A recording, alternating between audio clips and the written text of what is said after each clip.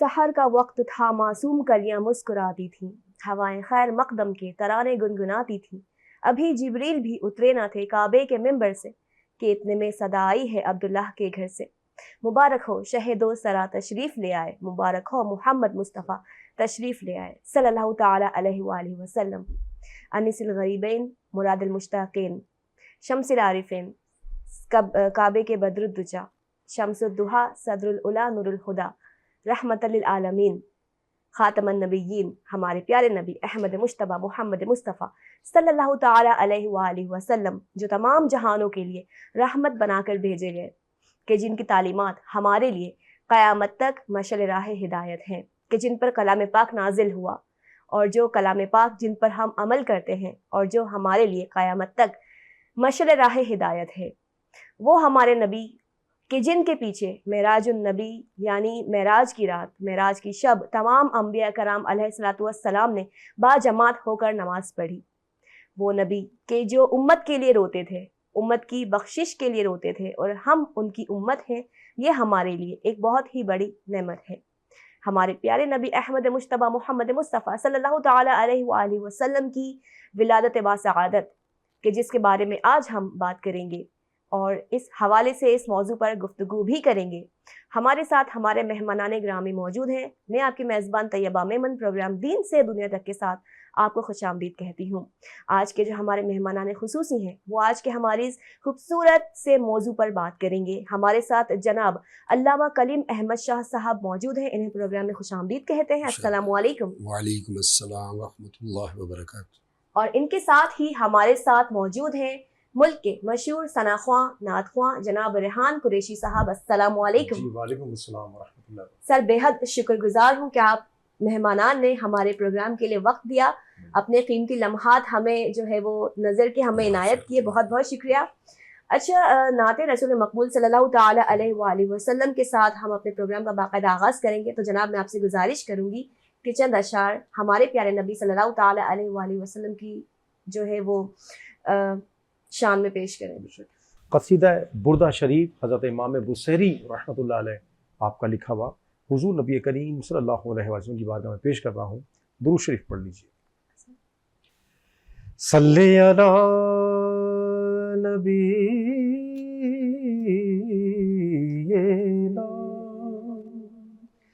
صلی علی محمد صلی علی طبیبنا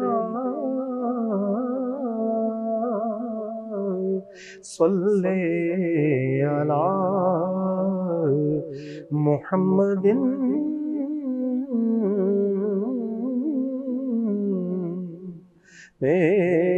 میرے آقا مولایا صلی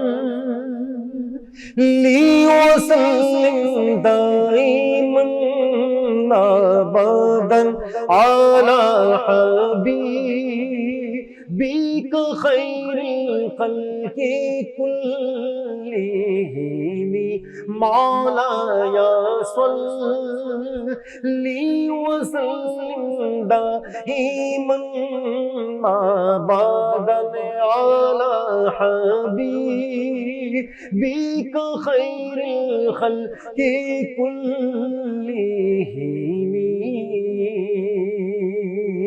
صلی اللہ علیہ وسلم صلی اللہ علیہ وسلم صلی اللہ علیہ وسلم صلی اللہ علیہ وسلم۔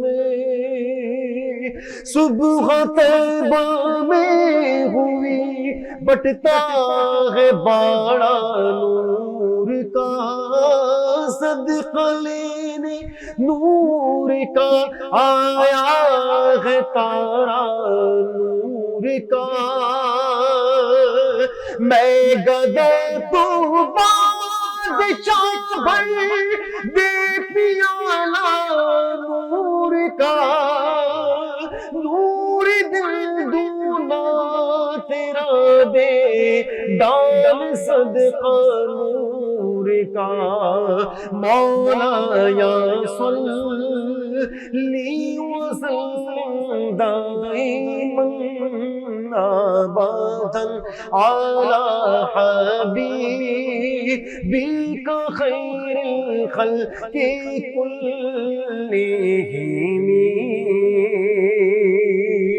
هو الغبيب الذي ترجى شفاعته لكل حول من الأحوال مقتحم یا ربی بالمصطفى بلغ مقاصدنا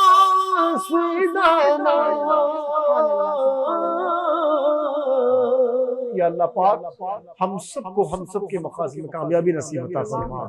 مل کر کہیے یا ربی بالمصطفى بلغ مقاصدنا واغفر لنا ما مضى يا واسع الكرم مولاي صل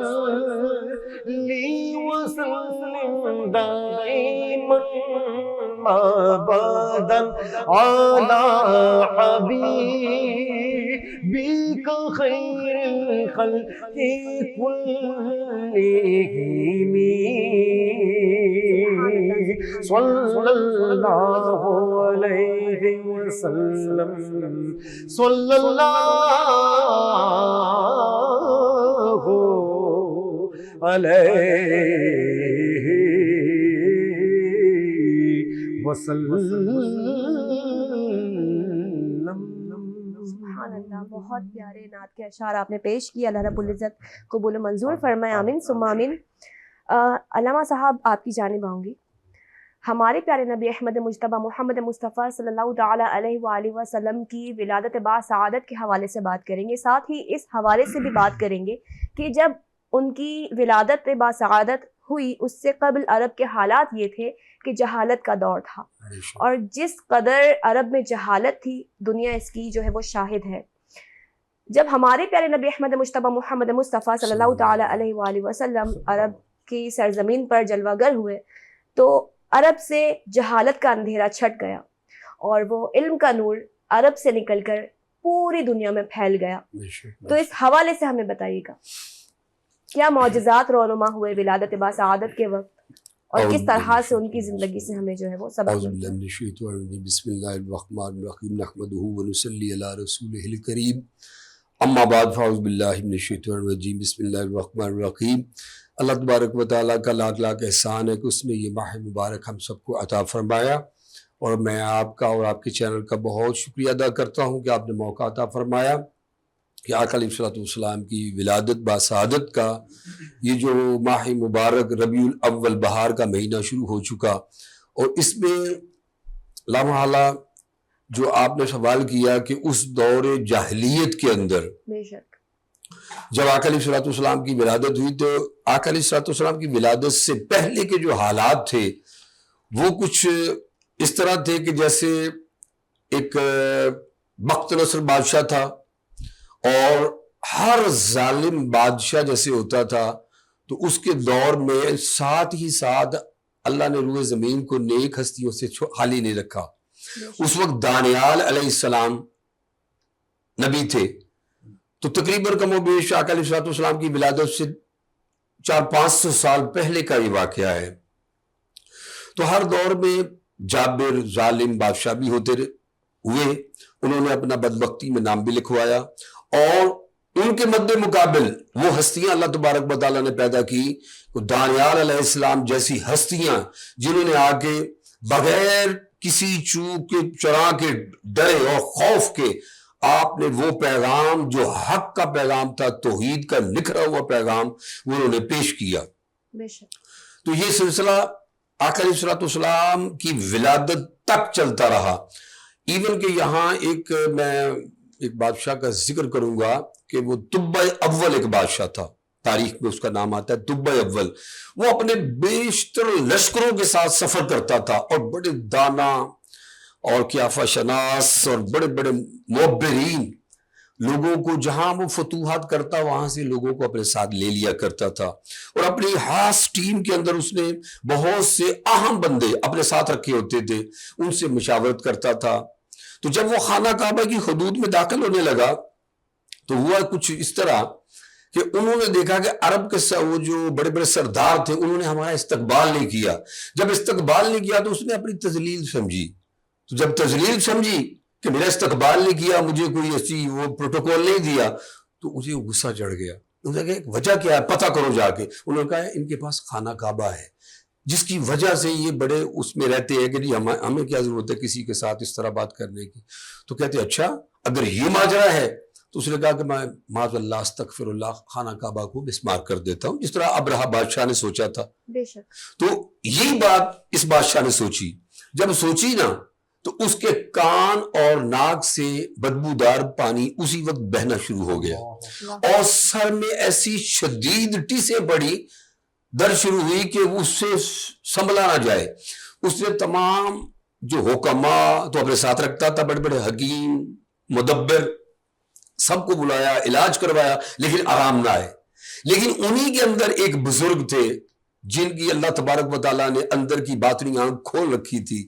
انہوں نے جب آ کر کہا کہ تیرا معاملہ زمینی ہمیں نہیں لگتا, تیرا معاملہ کوئی آسمانی ہے, تو نے یہ بتا اکیلے میں مجھے مل. جب اکیلے میں بات کر کے انہوں نے کہا کہ تو نے خانہ کعبہ کے بارے میں تو کچھ الٹا نہیں سوچا. تو اب چونکہ اس کی جان پہ بنی تھی تو اس نے فوراً کہا نہیں, میں نے خانہ کعبہ کے بارے میں چونکہ میرا استقبال نہیں کیا اس لیے مجھے غصہ چڑھ گیا, تو میں نے یہ فیصلہ کیا کہ یہ کروں گا. تو انہوں نے کہا فوراً توبہ کر, تمہیں نہیں پتا ایک ایسی ہستی یہاں پیدا ہونے والی ہے جن کی وجہ سے یہ بزم سجائی گئی ہے, اور خانہ کعبہ یہ جو سارا ان کے لیے انتظامات کیے جا رہے ہیں. ان کا وہ کون ہے؟ فرمایا وہ نبی آخر الزمان تاجدار کائنات حضرت محمد مصطفیٰ صلی اللہ تعالی علیہ وآلہ وسلم تشریف لانے والے ہیں. ان کے لیے ساری بزم سجائی گئی. وہ فوراً ڈر گیا, اس نے توبہ کی. جیسے ہی توبہ کی اس کے کان اور ناک سے پانی بھی بدبودار بند ہو گیا اور سر کے درد کی جو ٹیسیں تھی وہ بھی اسی وقت ٹھیک ہو گئی. لیکن اس کے بعد ہوا یوں کہ وہ گھبرا گیا, کہتا ہے یہاں سے نکلو, عقیدت کی وجہ سے کہتا ہے یہاں سے چلو. اب چلتے چلتے چلتے لمبا طویل سفر کرتے رہے. جب طویل سفر کیا نا تو آخر میں جا کے ان کے جانوروں کو پیاس لگی, تو انہوں نے کہا یہاں ایک چشمہ ہے, یہاں سے پانی پلاتے ہیں جانوروں کو. جب پانی پلانے لگے تو وہ جو 400 قابل دانا قیافہ شناس معبرین بڑے قابل لوگ ساتھ تھے, انہوں نے کہا کہ بھائی اب ہم تیرے ساتھ آگے کا سفر جاری نہیں رکھ سکتے, کیونکہ وہ جو ہستی جن کی وجہ سے تیری وہاں توبہ قبول ہوئی ہے انہوں نے ہجرت کر کے یہاں آنا ہے, اور یہ یثرب تھا جو آنے والے وقت میں مدینہ بننے والا تھا. سبحان اللہ. تو جب انہوں نے کہا ہم یہاں سے نہیں جائیں گے, تو اس نے بادشاہ نے کہا, چونکہ سوچ بادشاہوں والی تھی, تو اس نے کہا کہ جتنے میرے ساتھ یہ افراد ہیں 400 افراد تھے, فرمایا سب کے لیے ایک ایک گھر بناؤ, اور سب کو, اور مدینہ پاک کی سب سے پہلی آبادی جو ہے اسی بادشاہ نے کروائی تھی. سبحان اللہ. تو جب اس نے وہاں تعمیرات کروائیں تو فرمایا ایک گھر جو ہے یہ نبی پاک صلی اللہ تعالی علیہ وسلم کے لیے میں اپنی طرف سے تحفہ گفٹ کے طور پہ پیش کرتا ہوں. اور وہ جو عالم تھے جنہوں نے یہ مسئلہ بتایا تھا, رئیس العلماء, انہوں نے کہا کہ آپ ایک کام کریں کہ یہ جو چابیاں یہ آپ کے پاس رہیں گی, یہ ان کے لیے جو ہستی آئیں گی تاجدار کائنات صلی اللہ تعالی علیہ وسلم, یہ ان کے پاس گھر رہے گا, یہ میری طرف سے تحفہ ہے ان کے لیے. تو یہ ہے. پھر انشاءاللہ اس کے ساتھ ساتھ اس کے اگر آپ اجازت دیں تو اس کو مزید کنٹینیو کریں. جی جی ضرور, آپ سے مزید اس حوالے سے ہم گفتگو کا سلسلہ جاری رکھیں گے, لیکن اس وقت ہم لیں گے ایک چھوٹا سا وقفہ. وقفے کے بعد حاضر ہوتے ہیں, ہمارے ساتھ رہیے.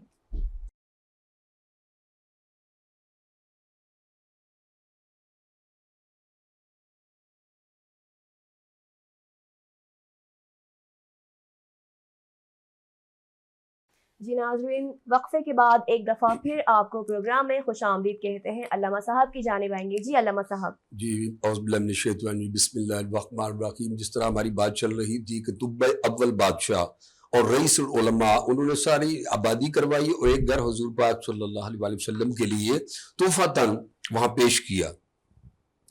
اس کے بعد امام بخاری اور امام مسلم وہ اپنی کتابوں میں لکھتے ہیں اس واقعے کے بارے میں کہ طب اول بادشاہ وہاں انتظار کرتا رہا کہ آقا علیہ السلام کب تشریف لے کر آتے ہیں، مگر وہ فرماتے ہیں کہ دو روایات ملتی ہیں، ایک 700 سال بعد نبی پاک صلی اللہ علیہ وسلم پیدا ہوئے اور ایک روایت کے مطابق 1000 سال بعد آقا علیہ السلام پیدا ہوئے۔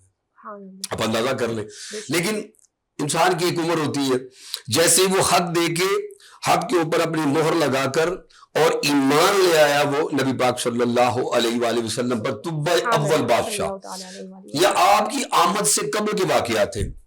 جیسے ہی وہ رخصت ہو گیا، حد دے گیا، تو جب نبی پاک صلی اللہ تعالیٰ علیہ وسلم کی ولادت باسعادت کا دن آ گیا، تو جیسے ہی علیہ السلام پیدا ہوئے، اس کے بعد واقعات رونما ہوئے، اور جب آپ ہجرت کر کے سیدنا ابو بکر صدیق رضی اللہ تعالیٰ عنہ کے ساتھ آ رہے تھے، ادھر ابو لیلہ کو وہ خط دیا، وہ نسل در نسل خط چلتا آ رہا تھا، طب اول کا بادشاہ کا خط انہوں نے ابو لیلہ شخص کو دیا کہ یہ آقا علیہ السلام کو پہنچا دے۔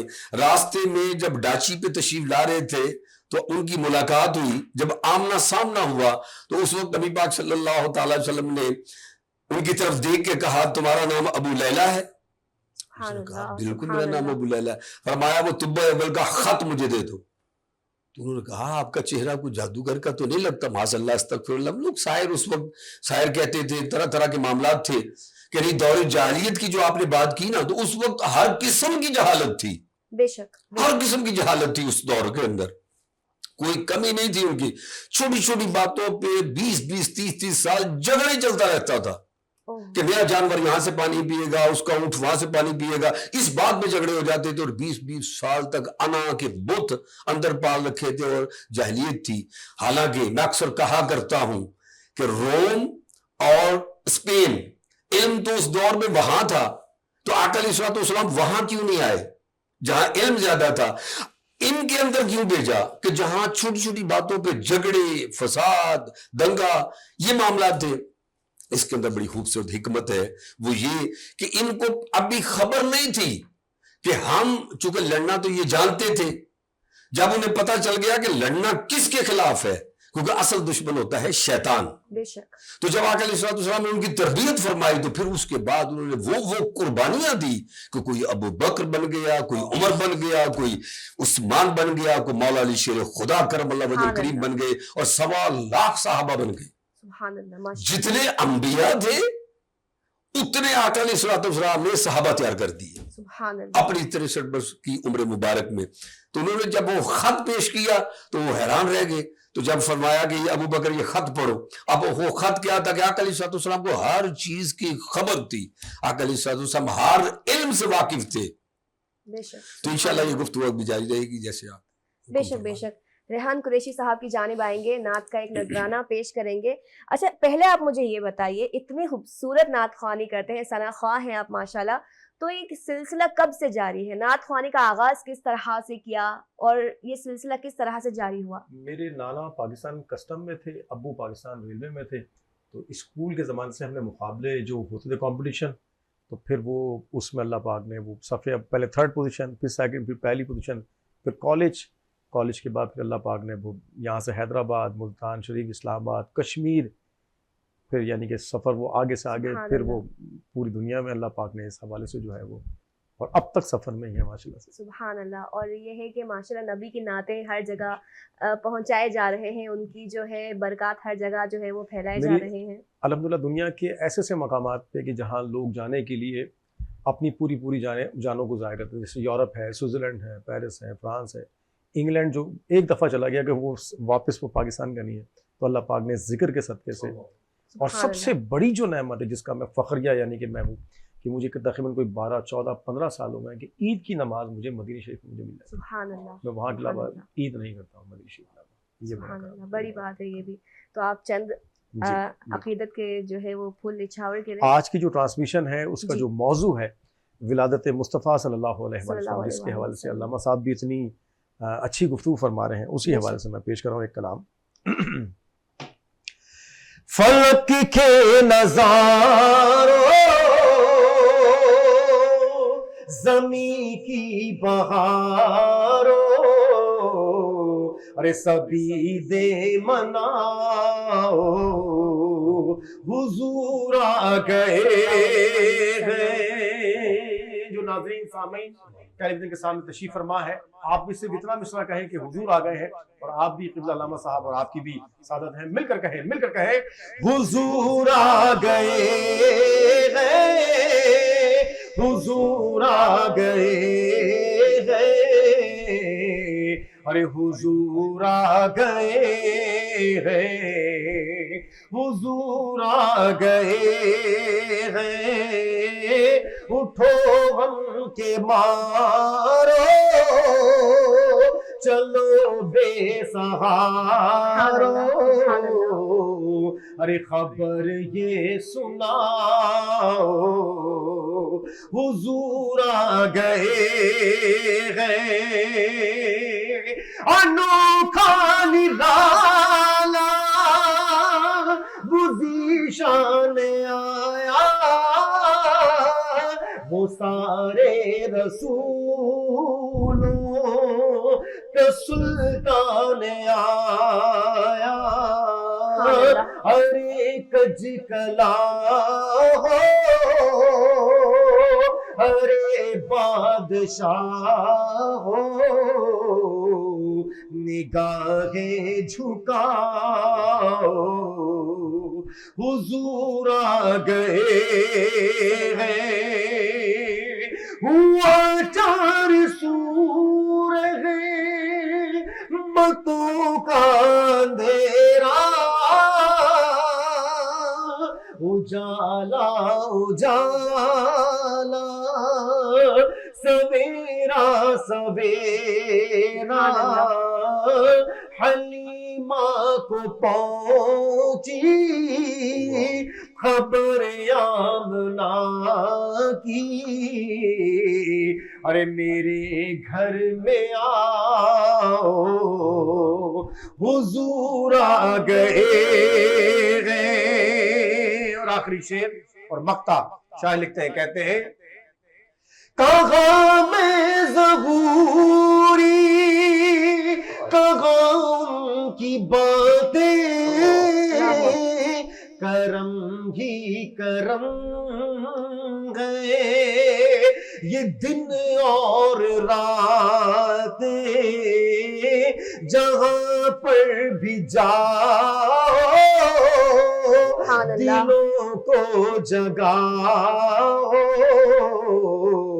ارے یہی کہتے جاؤ حضور آ گئے ہیں, حضور آ گئے ہیں, حضور آ گئے ہیں, ارے حضور آ گئے ہیں, حضور آ گئے ہیں. سبحان اللہ, بہت ہی خوبصورت نعت کے اشعار آپ نے پیش کیے. اور علامہ صاحب آپ کی جانب آؤں گی. اب ہم نے جب بات کی کہ نبی پاک صلی اللہ تعالیٰ علیہ وآلہ وسلم کی ولادت با سعادت کے وقت کی کس طرح کے معجزات رونما ہوئے, کس طرح کے واقعات رونما ہوئے, اب ہم بات کریں گے کہ ہمارے پیارے نبی صلی اللہ تعالیٰ علیہ وآلہ وسلم کی زندگی کے حوالے سے, ان کی جو ہے نبوت کی, کیونکہ وہ خاتم النبیین ہیں اور قیامت تک کے لیے نبوت کا سلسلہ جو ہے وہ ختم ہوا, ٹھیک ہے, تمام ہوا, کیونکہ وہ تمام جہانوں کے لیے رحمت بنا کر بھیجے گئے خاتم النبیین ہیں. تو اس حوالے سے ہم بات کریں گے کہ ان کی زندگی سے ہمیں کیا سبق ملتا ہے, کس طرح سے واقعات, حالات, معاملات پیش آئے کہ اسلام کی سربلندی کی خاطر انہوں نے کس طرح سے اپنی خدمات سر انجام دی, امت کے لیے روتے تھے. بہت بڑی بات ہے کہ آج ہم امتی جو کہ پراؤڈ ٹو بی این امتی, لیکن ہمیں محمد کا امتی ہونے پر فخر ہے, لیکن کیا ہمارے اس طرح کے اعمال ہیں جو ہمارے پیارے نبی پاک صلی اللہ تعالیٰ علیہ وآلہ وسلم کی سنتوں پر عمل کرتے ہوں ہم, تو ان کی سنتوں پر کس طرح سے عمل کریں, ان کی تعلیمات کیا ہیں, اس حوالے سے بھی ہم بات کریں. ماشاءاللہ, بہت اچھی بات کی آپ نے. اللہ تبارک و تعالیٰ آپ کے چینل کے تھرو جو پوری امت تک پیغام جا رہا ہے. اللہ تبارک و تعالیٰ کا علیہ السلام کی ولادت باسعادت کے حوالے سے معلومات لوگوں تک جتنی زیادہ پہنچے اتنا زیادہ امت کا بھلا ہے اس کے بے اندر. شک بے اور شک ساری کائنات کا لیسن، بالکل ساری کائنات کا لیسن جو ہے نا وہ آقا علیہ السلام کی جو 63 برس عمر مبارک ہے اس کے اندر سب چھپا ہوا ہے. اسی میں سمایا ہوا ہے. بے شک بے شک اسی میں سمایا ہوا ہے. اور آقا علیہ السلام کی جب ولادت باسعادت ہوئی اس سے پہلے جو آپ نے پہلے بات جی. پہلے حصے میں بات کی جو کیا کیا معجزات رونما ہوئے. آپ جب سیدنا آدم علیہ السلام کی ولادت باسعادت ان کی تو تخلیق ہوئی اور بی بی حوا پیدا ہوئی بے شک تو ان کے پیشانی پر ایک نور چمکتا تھا. جی سبحان اللہ. وہ نور آگے حضرت شیش علیہ السلام میں چمکتا تھا. وہی نور چمکتے چمکتے پھر آگے چلتا رہا. حضرت نوح علیہ السلام کہ جب دور آیا تو وہ آپ کی جو کشتی کو بچایا اس میں بھی آقا علیہ السلام کا نور ہی تھا. سبحان اللہ. نور اہل نور. تو اس کے بعد وہ نور چلتا چلتا تمام انبیاء سے ہوتا ہوا جب اس دور میں حضرت عبد المطلب آپ کے دادا جان بے شک جب وہاں تک نور پہنچا تو پھر اس کے بعد آپ کے والد گرامی حضرت عبداللہ تک نور پہنچا. سبحان تو اللہ. عالم یہ تھا کہ ان کے چہرے پہ ایک عجیب سی چمک آ گئی تھی کہ ایک فاطمہ نامی خاتون تھی جو پہلی زبور پہلی کتابوں کی عالمہ تھی. انہوں نے جب اپنی کتابوں میں یہ تذکرے پڑھ رکھے تھے کہ یہ آثار ہیں ان کے ولادت کا ٹائم آنے والا ہے. جی جی تو جب ایک سفر میں آپ جا رہے تھے تو سامنے سے وہ تشریف لا رہے تھے تو انہوں نے کہا کہ کیا انہوں نے نکاح کی آفر کی فاطمہ نامی عورت عالمہ نے وہ نور دیکھ کر تاکہ وہ نور ہم لے لیں. تو جب سبحان انہوں نے اللہ. کہا کہ ہم اس وقت قافلے میں جا رہے ہیں وہاں جا کے جس کے نصیب میں جو تھا وہ تو وہی ہونا تھا.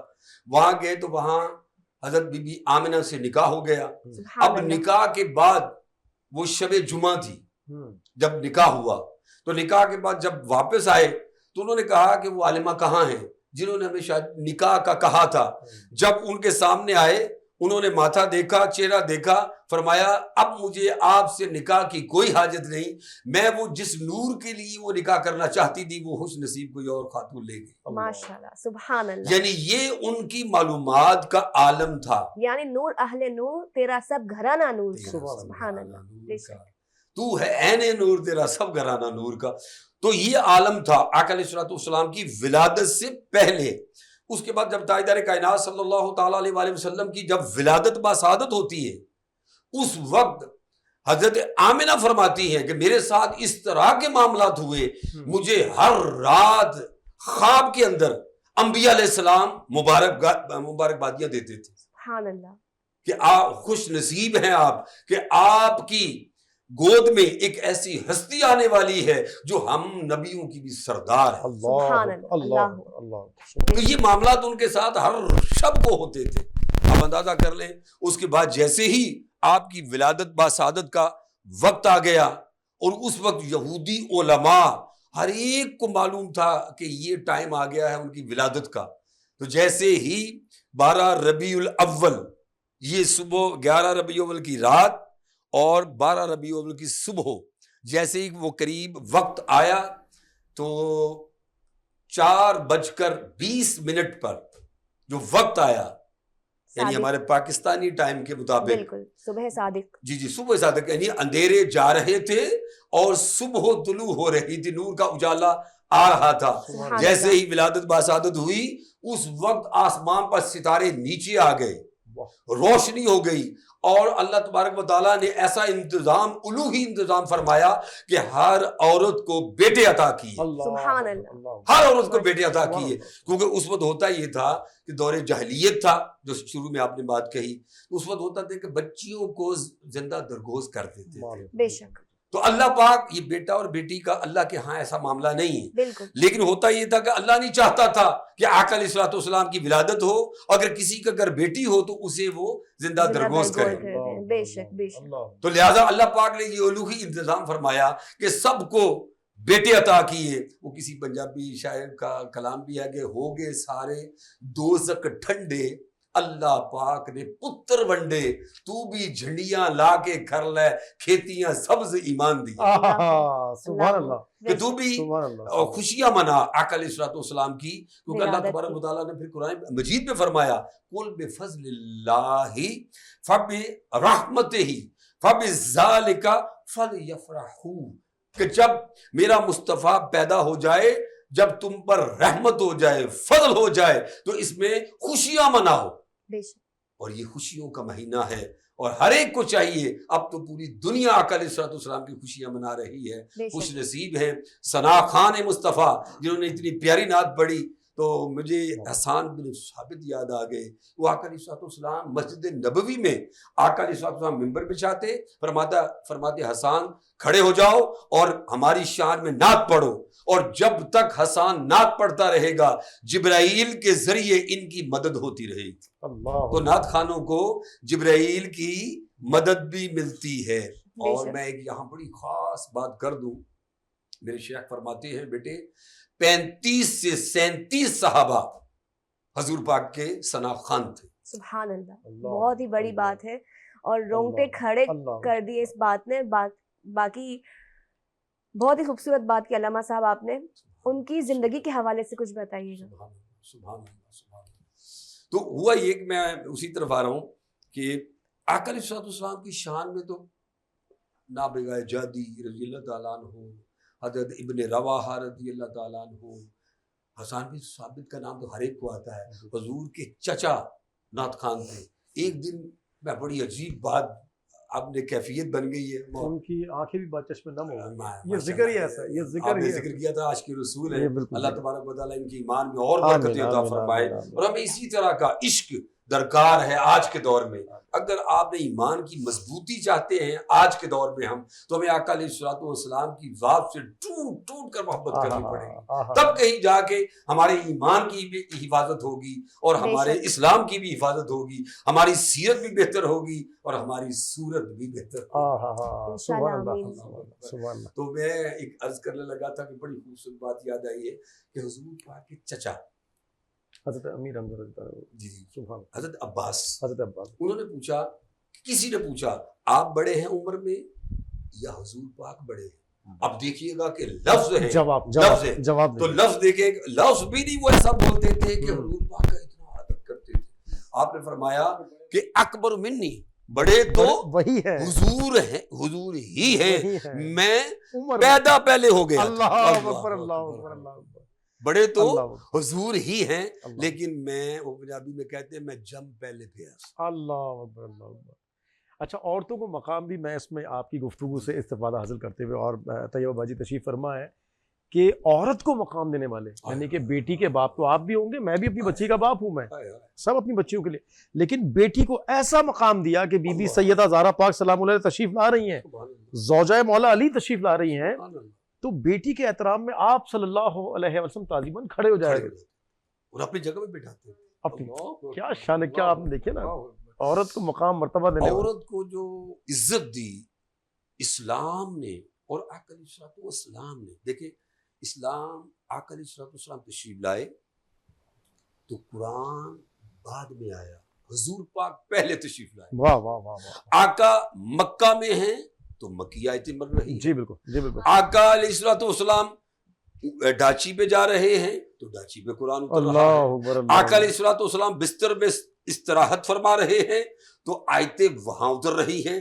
آقا علیہ الصلوۃ والسلام جنگوں میں جا رہے ہیں تو آیتیں جبرائیل لے کر وہاں آ رہے ہیں, اور آقا علیہ الصلوۃ والسلام مدینہ پاک جا رہے ہیں تو مدنی آیتیں بنتی جا رہی ہیں. یعنی آقا علیہ الصلوۃ والسلام آگے آگے ہیں, قرآن پیچھے پیچھے. واہ واہ واہ واہ واہ. یہ دیکھیں شان, آقا کی شان, ہمارے پیارے نبی کی شان دیکھیں. پہلے بیٹے, پہلے انبیاء یہ دعائیں کرتے تھے کہ مولا ہمیں حضور پاک کی امت میں پیدا کر, اور ہم کس سے خوش نصیب ہیں کہ گاڈ گفٹڈ چیز ہے ہمارے پاس. اور رب نے ہم پہ, میں قربان جاؤں اس سونے رب پر کہ جس نے ہم سب کو, پوری امت کو آقا کی دور میں پیدا کیا اور ہمیں امتی بنا دیا. امتی بنا دیا. اور امتی میرے جیسے کیسے غافل ہیں کہ ہمیں پتہ ہی نہیں کہ ہمارے آقا علیہ الصلوۃ والسلام جو آپ نے شروع میں کہا کہ راتوں کو اٹھ اٹھ کے غاروں میں روتے تھے اور راتوں کے گھروں میں بھی روتے اور غار ہرا میں جا کے رویا کرتے تھے مولا میری امت، مولا میری امت، مولا میری امت. اگر آپ اجازت دیں تو مجھے پتہ نہیں کیا کیا واقعات یاد آ رہے ہیں کہ ایک اونٹ کا واقعہ آپ کو سناؤں کہ آپ چونکہ رحمت للعالمین تھے تو لہٰذا جانوروں کے بھی آپ نبی، ان کے لیے بھی رحمت، جانوروں کے لیے بھی رحمت. ایک اونٹ آیا، اس نے آ کے کان میں کچھ بڑبڑایا تو صحابہ نے پوچھا یہ آپ سے کیا کہہ رہا ہے؟ اونٹ نے کہا کہ میں بوڑھا ہو گیا ہوں، مجھ سے کام بہت لیتے ہیں، میں تھک جاتا ہوں، اب یہ مجھے ذبح بیچ رہے ہیں اور ذبح کرنے کا پروگرام بنا رہے ہیں اور میرا گوشت تو اس طرح کر دیں گے. اسی دوران ان کے مالک آ گئے تو انہوں نے کہا کہ یہ کہہ رہا ہے اونٹ سے مجھے کہہ رہا ہے کہ تم لوگوں نے یہ اس کی جوانی کھائی، اس کا بچپن جوانی اور سارے کام اس سے لیتے رہے، تو یہ بات درست ہے؟ انہوں نے کہا جو یہ اونٹ آقا آپ کو بتا رہا ہے وہ سچ بتا رہا ہے، اب ہم واقعی اس کو ذبح کرنا چاہتے ہیں. تو آقا علیہ السلام نے فرمایا تم ایسا کرو اس کو بیچ دو مجھے. انہوں نے کہا نہیں آقا آپ ہمیں دے دیں. فرمایا نہیں میں دے دوں گا، تم جھوٹ بول رہے ہو، تم واقعی اس کے ساتھ وہاں جا کے یہی کرو گے. تو فرمایا یہ مجھے آپ بیچ دیں. تو جب یہ بات ہوئی تو انہوں نے پیسے لے لیے اور آقا علیہ السلام نے اونٹ کو لے لیا. جب اونٹ ہو گیا نا تو اونٹ نے پھر کچھ حضور پاک کے کان میں کہا. صحابہ نے پوچھا اب کیا کہہ رہا ہے؟ اور ساتھ اونٹ کی آنکھوں سے آنسو گرنے لگے. کہتے ہیں کہ اونٹ مجھے یہ کہہ رہا ہے، آقا علیہ السلام نے فرمایا کہ آقا اللہ کرے آپ کی امت کا حساب کتاب اللہ آسان کر دے، آپ کی امت کا حساب کتاب اللہ آسان کر دے، آپ کی امت کا اللہ پاک حساب آسان کر دے. سبحان اللہ سبحان اللہ، ایمان افروز واقعہ. تو یہ ہے آقا علیہ السلام کی شان کہ آقا علیہ السلام پورے جہانوں کے لیے رحمت اور ان کی آل کی محبت بھی جو ایمان کا حصہ ہے، ان کی آل کے بغیر میں سمجھتا ہوں. جی جی بالکل سبحان اللہ. ہمارے پیارے نبی پاک صلی اللہ تعالیٰ علیہ وآلہ وسلم کی سنت کے حوالے سے ہم کچھ گفتگو کریں گے. اس کے بعد پروگرام اپنے اختتام کی جانب گامزن ہوگا. اس وقت ہم لیں گے ایک چھوٹا سا وقفہ، وقفے کے بعد دوبارہ حاضر ہوں گے. ہمارے ساتھ رہیے.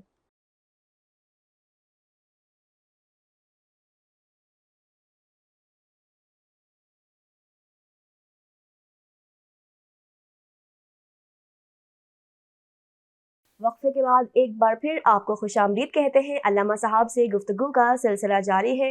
علامہ صاحب سنت نبوی کے حوالے سے کچھ بتائیے گا. کچھ متس ہیں لوگوں میں، آج کل یہ 4 شادیوں کا مت بڑا لوگوں نے کہا ہے کہ بہت ہی پھیلا ہوا ہے کہ سنت نبوی پر عمل کرتے ہوئے ہم 4 شادیاں کریں، لیکن ہماری بیوی ہمیں اجازت نہیں دیتی، یا پھر جو ہے ہمارے ساتھ کچھ واقعات اور معاملات ہیں، یا پھر 2 بیویاں رکھ کر بھی ان کے ساتھ جو ہے وہ حسن سلوک نہیں کرتے، رواداری نہیں رکھتے. تو اس حوالے سے آپ کیا کہیں گے؟ یہ ایک سوال ہم سے کسی نے کیا تھا.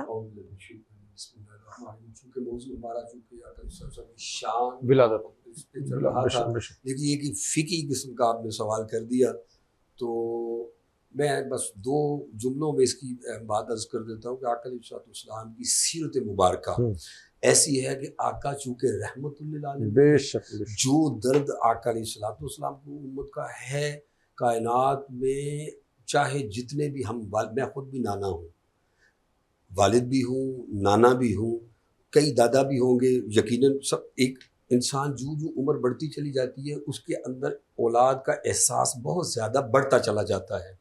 تو ہم جتنی بھی محبت کریں مگر حضور پاک صلی اللہ تعالیٰ علیہ وسلم کو جو محبت تھی اپنی امت سے، تو ان کے لیے بہترین فیصلے فرمایا کرتے تھے. آپ کے اقوال مبارکہ، احادیث مبارکہ میں کہ شادی کے بارے میں آپ نے فرمایا کہ شادی کی اجازت کچھ شرائط کے ساتھ ہے. بے شک اگر آپ اس کے حقوق پورے کر سکتے ہیں، اگر حالات آپ کو اجازت دیتے ہیں فائنینشلی طور پر بھی اور ہر معاملہ شرعی طور پر بھی، اگر دونوں طرح سے حقوق پورے کر سکتے ہیں اور حقوق ادا کر سکتے ہیں، اگر آپ فرائض پورے کر سکتے ہیں تو اس شرط کو سامنے رکھتے ہوئے آپ کو اجازت ہوگی. ادروائز اگر آپ پہلے والے کے حقوق پورے نہیں ادا کر رہے، فرض پورا ادا نہیں کر رہے، تو پھر اس شرط میں ان کو اجازت نہیں. بے شک. یتیموں کی کفالت کے حوالے سے ہمارے پیارے نبی مصطفیٰ صلی اللہ تعالیٰ علیہ وآلہ وسلم نے بہت زور دیا کہ یتیموں کی کفالت کریں. سورۃ المعون میں بھی اس کا ذکر ہے، اس حوالے سے بتائیے گا. یتیموں کے حوالے سے بیٹا یہ ہے کہ جس طرح فرمایا علم یجد کا یتیما فآوا، یہ صورت ہے بدعا والی قرآن پاک میں. تو جب یہ سورت یہاں پر پہنچتی نا علم یجد کا یتیما فآوا، یہ ہے کہ وہ یتیموں کی پرورش کرنے، یعنی عام تو یہ ہوتا ہے نا کہ وہ آپ یتیموں کی پرورش کرتے تھے، لیکن آقا علیہ الصلوۃ والسلام کے والد گرامی تو دنیا سے پردہ کر گئے تھے. تو اللہ نے فرمایا محبوب، لوگوں نے بھی کہا کہ آپ کا محبوب اور اللہ کا حبیب تو ان کے والد نہیں ہیں. تو اللہ تبارک و تعالیٰ نے پوری کائنات کو بتا دیا کہ دیکھیں والد تو ان کے پردہ کر گئے. ٹھیک ہے. اور اللہ نے یہ ایک اپنی عجیب شان ظاہر کی کہ دیکھو جس کا ظاہری طور پہ کوئی نہیں ہے اس کا میں ہوں. تو اللہ تبارک و تعالیٰ نے ایک ایسی تربیت اور ایسی تربیت فرمائی کہ اللہ تبارک و تعالیٰ ہر وقت آقا علیہ الصلوۃ والسلام کے ساتھ ہوتے تھے.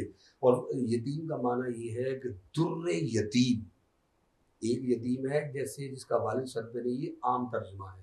جب خواص کی بات ہوتی ہے تو خواص ترجمہ یہ کرتے ہیں کہ اللہ یجد کا یتیما فآوا، کہ محبوب ہم نے آپ کو ایسا در یتیم، یعنی در یتیم کہتے ہیں موتی، جس جیسا کائنات میں کوئی موتی نہ ہو اس کو کہتے ہیں در یتیم. سبحان اللہ سبحان اللہ. تو ہم نے ایسا حبیب آپ کو در یتیم بنایا کہ آپ ہیں یتیم پر یتیموں کے سروں پہ ایک چادر کی طرح ہر وقت موجود رہتے. کیونکہ علامہ صاحب وقت کم ہے ہمارے پاس، تو آخر میں کا کوئی پیغام دے دیں ہمارے ویورز کو، امت مسلمہ کو.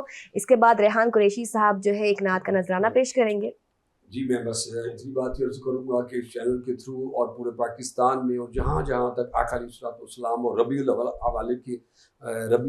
کے حوالے سے جو میسج ہے وہ یہ ہے کہ آقا علیہ الصلوۃ والسلام کی سیرت کو ہم، ان کی سنت کو اپنائیں، ان کی عادات مبارکہ کو اپنائیں، ان کے اخلاق کو اپنائیں. جس طرح آقا علیہ الصلوۃ والسلام سوتے تھے، صبح اٹھتے تھے، جس طرح مولا کو یاد کرتے تھے، جس طرح کے اخلاق تھے، صرف حقوق اللہ نہیں، حقوق العباد جو تھے. آقا علیہ الصلوۃ والسلام جو بیہیویئر کرتے تھے، اپنے گھر والوں کا خیال رکھتے تھے، پڑوس کا خیال رکھتے تھے، معاشرے کا خیال رکھتے تھے، غریبوں کا، یتیماں کا، ہر ایک کا خیال رکھتے تھے. ایون میں نے جس طرح اونٹ کے واقعہ سنائے، جانوروں کا خیال رکھتے تھے. چونکہ آپ رحمت للعالمین تھے، ولادت کے ساتھ ساتھ، جشن کے ساتھ ساتھ ہمیں ان چیزوں کا بھی اہتمام کرنا چاہیے کہ نماز بھی پڑھیں، باوضو بھی رہیں، اور قرآن کو محبت کے ساتھ پڑھیں، اور آقا کی محبت کا پیغام پوری دنیا میں اس طرح پھیلاتے چلے جائیں کہ سیرت بھی ساتھ ساتھ آقا کی اپناتے چلے جائیں اور آقا کی محبتوں کو بھی پھیلاتے چلے جائیں. یہی پیغام ہے. اللہ تبارک و تعالیٰ مجھے بھی اور سب کو عمل کرنے کی توفیق. اللہم آمین. بہت شکریہ علامہ صاحب، آپ کا پروگرام میں تشریف لائے. علامہ کلیم احمد شاہ صاحب، ریحان قریشی صاحب، آپ بہت پیارا کلام آپ پیش کرنے والے ہیں، لیکن میں چاہتی ہوں چند جو ہے باتیں آپ بھی کہیں. کیا آج کے حوالے سے آپ پیغام دینا چاہیں گے؟ میں حضور نبی کریم صلی اللہ علیہ وآلہ وسلم کی ذات اقدس کو، ذات مبارکہ کو، آپ کے نور کو قبلہ علامہ صاحب کی موجودگی میں اور اس وقت پوری دنیا اور اپنے فرشتوں کی گواہی میں آپ صلی اللہ علیہ وآلہ وسلم کو میں حیات النبی صلی اللہ علیہ وسلم مانتا ہوں، اور اسی پہ میرا ایمان ہے. اور اسی بنیاد پہ جو میں کلمہ پڑھتا ہوں، ہمارے جو گرامر سے شناسہ ہے، جو انگلش سے شناسہ ہے، کہ 3 ٹینسز ہیں، present tense, past tense, future tennis. لیکن میں حضور نبی کریم صلی اللہ علیہ وآلہ وسلم کو لا الہ الا اللہ محمد رسول اللہ صلی اللہ علیہ وآلہ وسلم، کہ اللہ ایک ہے، اللہ کا کوئی شریک نہیں، لیکن محمد صلی اللہ علیہ وآلہ وسلم، یہ میرا ایمان ہے. اسی پہ میں ایمان لایا ہوں، جو میرا عقیدہ ہے. حضور نبی کریم صلی اللہ علیہ وسلم اللہ کے رسول ہیں، حیات النبی صلی اللہ علیہ وسلم. بہت ہی خوبصورت پیغام دیا علامہ صاحب نے. ہمارے جو ریحان قریشی صاحب ہیں انہوں نے، اور پروگرام کا وقت چونکہ ختم ہوا چاہتا ہے، ایک نعت سے ہم پروگرام کا اختتام کریں گے. اگلی بار ملیں گے ایک نئے پروگرام کے ساتھ. میں آپ کی میزبان طیبہ میمن اب آپ سے لوں گی اجازت. اللہ حافظ. جی کہ آپ آئے تو رت مستانی ہو گئی،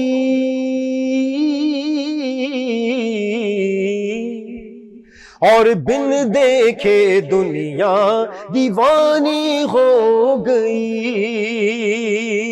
آقا پائے تو رت مستانی ہو گئی، اور بن دیکھے دنیا دیوانی ہو گئی،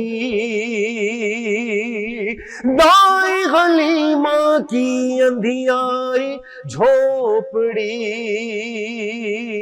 ہاں دائیں حلیمہ کی اندھیاری جھوپڑی، آقا آپ کے آنے سے نورانی ہو گئی، اور بن دیکھے دنیا دیوانی ہو گئی، مل گیا دامن مجھ کو میرے آقا کا، ہاں مل گیا دامن مجھ کو میرے آقا کا،